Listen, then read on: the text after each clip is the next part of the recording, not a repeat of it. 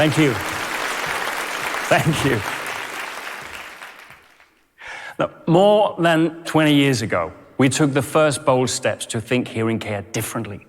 We learned that to make significant innovations, we had to understand how the brain makes sense of sound. Now, this way of thinking laid the foundation to our unique audiological philosophy, brain hearing.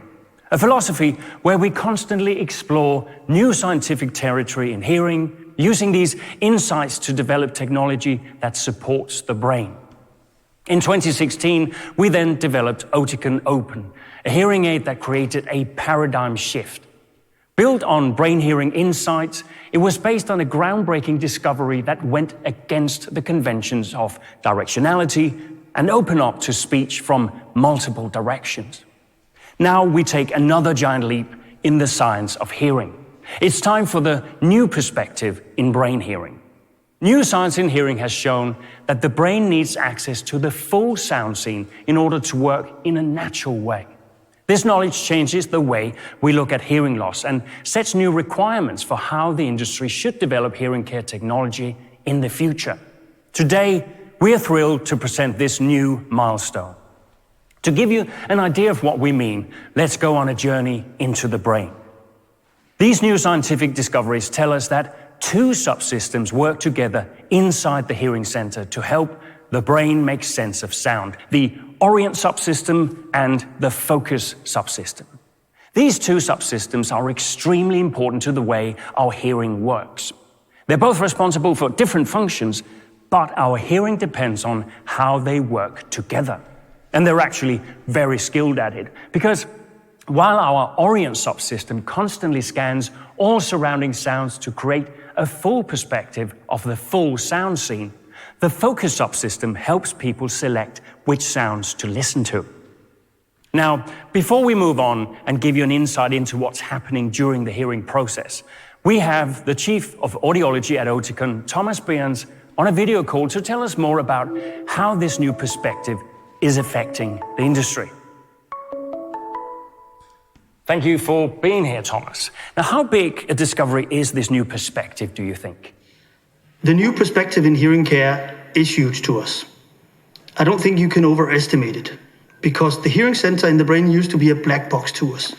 Now it's been opened up, and we understand there are two subsystems we have to support in order to optimally help people with hearing loss. And how is this new knowledge relevant to people with a hearing loss? I mean, what will it mean for them? We can now design hearing aids in a much better way that naturally supports the way the brain is working. On top of that, it also helps hearing care professionals because they can much better fit hearing aids to the individual needs of the person because they understand how the brain is working. Well, that's really exciting breakthrough, Thomas. I'm sure hearing care professionals will also be thrilled to increase personalization in the fitting process. How do you think all these new insights will affect the industry as a whole? It confirms to us at Oticon that we have the right approach. To fully support the brain in making sense of sound, we have to open up to all the meaningful sound in the scene. But it also means that the conventional thinking in the industry has to end. And further to that, we can use it in research so that the brain scanning methods we have can be used to optimize hearing at every stage. It really sounds like a very exciting time for hearing care now and as we move forward. Thank you so much for your time, Thomas. So, to understand the hearing process and how the ears work together with the brain, we've illustrated the journey of sounds from ear to brain. If we begin outside the ear to the left, we have the full sound scene. Now, everything we listen to, speech, laughter, nature, music, the sound of life, they all enter the ear as sound waves. When these sounds reach the inner ear, they convert into a neural code of information. And this neural code is crucial for making sense of sound. It's then transported by the auditory nerve into the hearing center of the brain, which is also known as the auditory cortex. Now, inside the auditory cortex, these neural codes become meaningful sound objects, which the two subsystems, orient and focus, can then start working on. Now, the first step in this process is to orient. This is where the brain scans the whole sound scene to detect the sound input and create an overview of sound objects around you. The next step is to focus. It identifies the sound it wants to focus on, listen to, or switch attention to, while filtering out irrelevant sounds. And there's a good reason they're numbered 1 and 2. Orient always comes first, because this is where the brain creates an overview of its surroundings and makes sure it has what it needs to make the right decision about what to focus on. If we dismiss the role of the Orient subsystem, we miss out on important cues and become less capable of following conversations and make sense of our surroundings. The two subsystems work continuously and simultaneously together, and I'd like to illustrate how that happens. If we follow the figure, we can see that the sound processing by the brain is a constant interaction between the Orient and the focus subsystems. This makes sure that we're always focused on what's most important. Now, while we maintain focus, our brain checks in on the rest of the environment 4 times every second. Now, this allows our focus subsystem to switch attention if something important appears in the sound scene. We're also lucky to have senior research audiologist and PhD Elaine Ng on a video call to elaborate a bit further about the methods behind our findings. Thanks for joining us, Elaine. Can you tell us a little bit more about how we came to know about these two subsystems? We know about that because 3 independent research groups studied the two subsystems. They used different imaging techniques to measure the brain activities.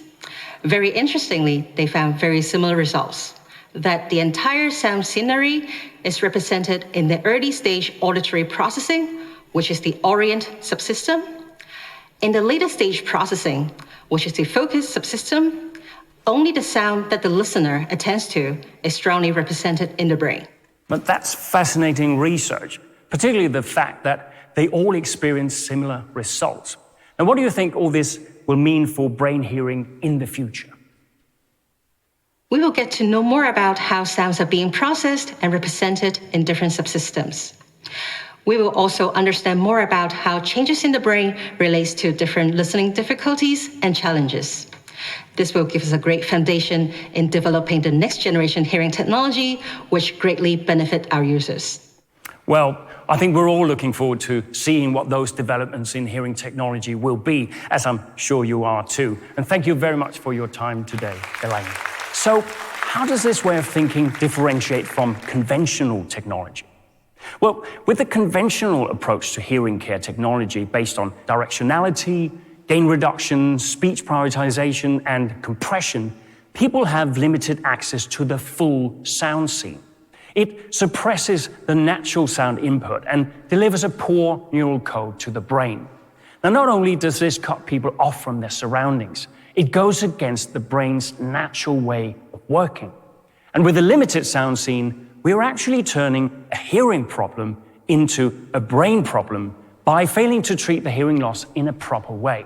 Now, this can lead to a variety of consequences, such as increased listening effort, increased mental load, reorganized brain functions, and accelerated cognitive decline and accelerated brain volume shrinkage.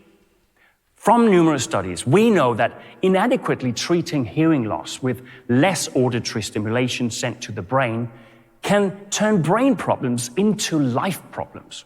And this is why people with hearing loss can experience increased risk of depression, fall-related injuries, and dementia. According to research, 35% of dementia cases can be explained by modifiable risk factors such as hearing loss. We also know that the risk for dementia is increased 2-fold for people with mild hearing loss, 3-fold for people with moderate hearing loss, and 5-fold for people with severe to profound hearing loss. But, in fact, getting the right treatment in due time can potentially reduce the risk of dementia more than any other action. This is why our brain hearing philosophy and its understanding of the brain is essential if we are to prevent people from hearing loss-related health risks. Now, all these scientific breakthroughs make it clear why hearing care technology must work with the brain. Our brains need access to the full sound scene, not just fragments and not limited access to just speech. We need to give the brain more from its surroundings. With every little nuance, every detail in the sounds of life, we give it access to the full perspective and make sure that people with a hearing loss won't miss out on any part of life. This unique way of thinking has been shown to take user benefits to a new level. With the right hearing loss treatment in due time, users can turn this negative chain of events into positive benefits. But this requires a hearing solution that's able to support the natural way the brain works. Now, the brain is the world's best sound processor, and its role is central to our progress in audiology and hearing care technology. Now, what we've done today is give you a glimpse into our brain hearing philosophy and what we do differently at Oticon. We work to better understand and support the brain in making sense of sound. Because each time we introduce a technology that follows our brain hearing philosophy, we move a step closer to a world where people are no longer limited by a hearing loss. It's a journey of constant discovery, one that we've followed for decades. And the new insights only reinforce this unique approach. With a new perspective in brain hearing, the latest scientific breakthrough shows how providing the full sound scene is the best we can do for the brain.